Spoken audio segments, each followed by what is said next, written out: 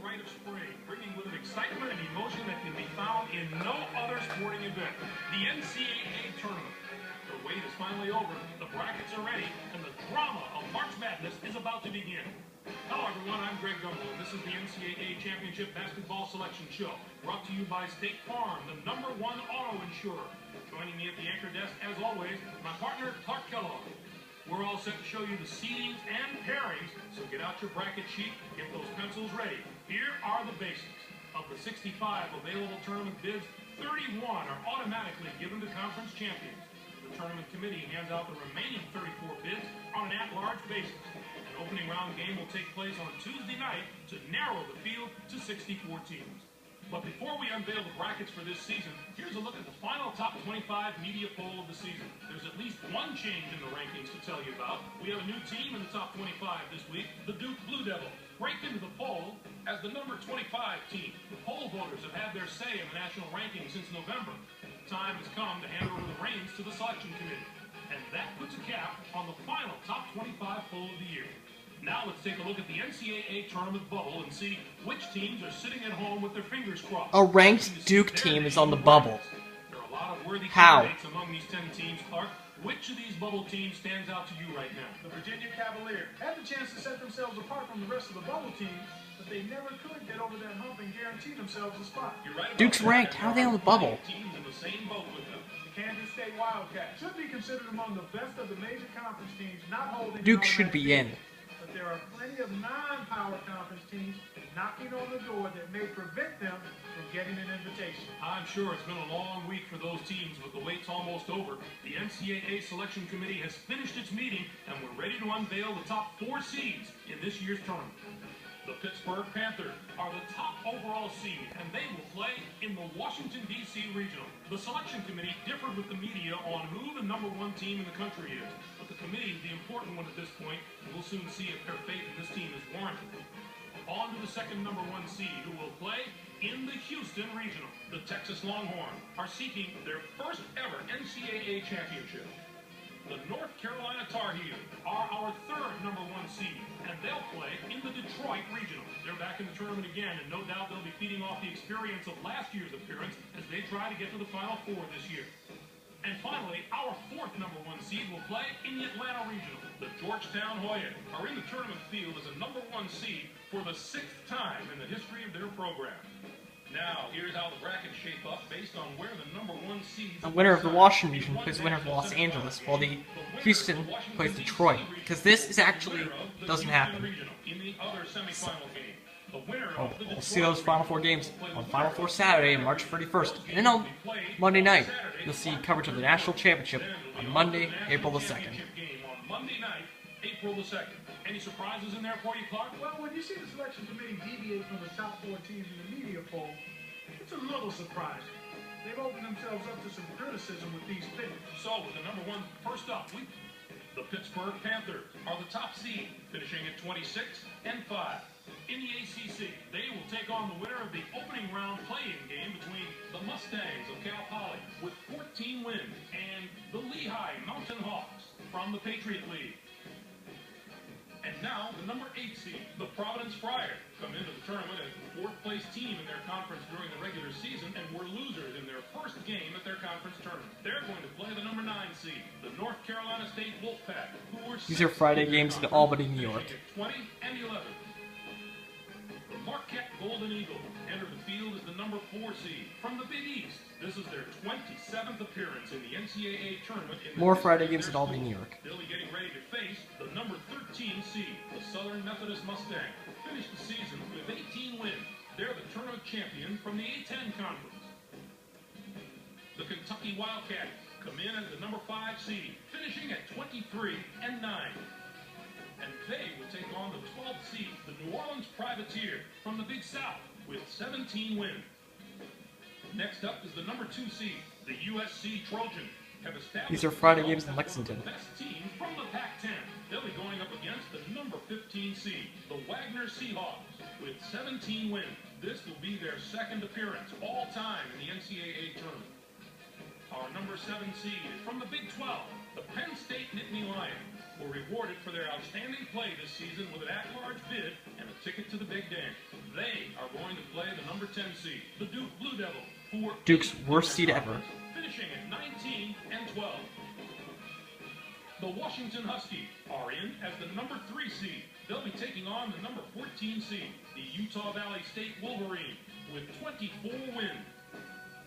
The Ohio State Buckeyes are in. These are first day games in Buffalo. They'll be taking on the number 11 seed, the Rhode Island Rams, with 19. This is an interesting bracket. Some of the lower I think Rhode Island's going to upset Ohio State. compete with the high seeds, win a few games. I think Duke should not be a 10 seed. Is definitely there. Next up, we'll take a look at the Houston Regional. The Texas Longhorns Friday games in are Albany, the New top York. seed, finishing at 26 and 4. In the Big 12, they'll take on the Delaware State Hornets, the number 16 ranked team. This will be their second appearance in the NCAA tournament in school history. The San Diego State Aztecs are in as the number 8 seed. They'll be taking on the number 9 seed, the Oklahoma Sooners, with 19 wins. The Indiana Hoosiers come in as the number 4 seed, finishing at 23. Friday games in New Orleans. They'll take on the 13th seed, the Towson Tigers, from the Colonial Athletic Association, with 20 wins. The Texas Tech Red Raiders enter the field as the number 5 seed from the Big 12. This is their 18th appearance in the NCAA tournament in team history. They'll be getting ready to face the number 12 seed, the Idaho State Bengals, who finished the season with 21 wins. They're the regular season champions from the Ivy League. Our number 2 seed is from the Big 10.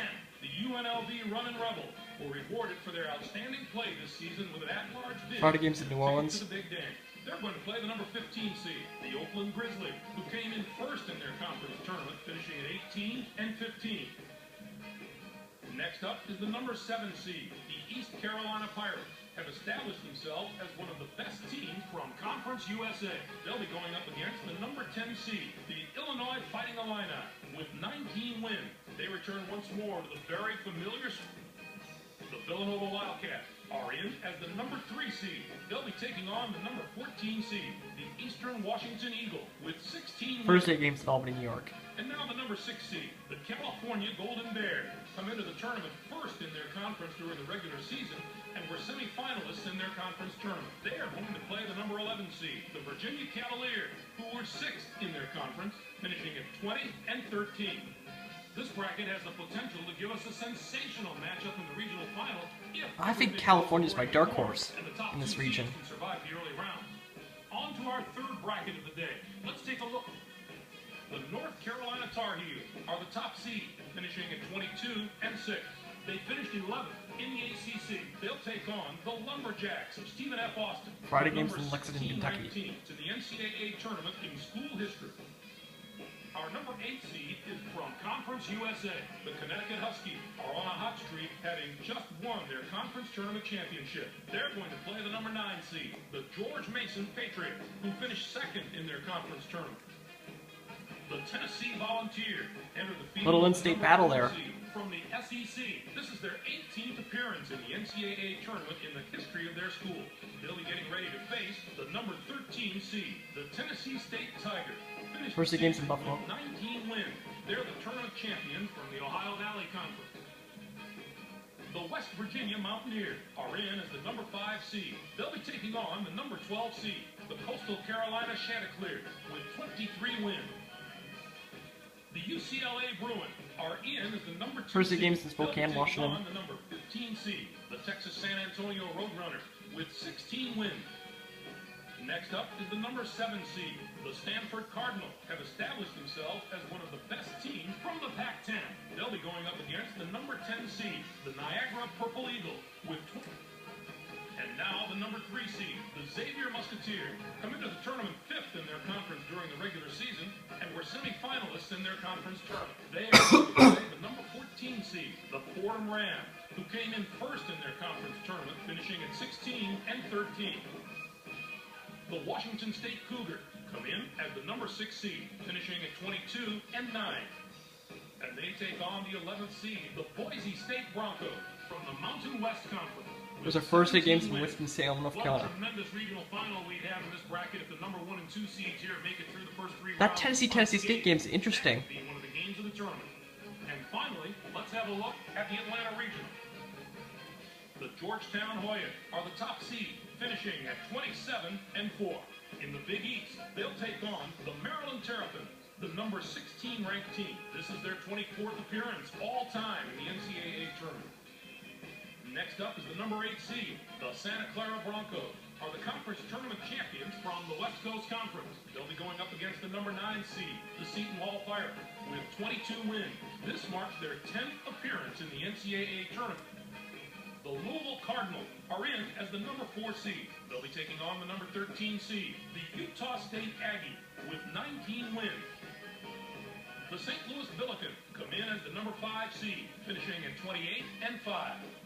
And they will take on the 12th seed, the Flames of Illinois Chicago, from the Horizon League, with 18 wins. The Clemson Tigers enter the field as the number 2 seed from the ACC. This is their 12th appearance in the NCAA tournament in school history. They'll be getting ready to face the number 15 seed, the Jackson State Tigers, finished the season with 17 wins. And now the number 7 seed, the LSU Tigers, come into the tournament on the A violation. Two teams from the same conference playing each other. And were winners of their conference tournament. They are going to play the number 10 seed, the Alabama Crimson Tide, who were second in their conference, finishing.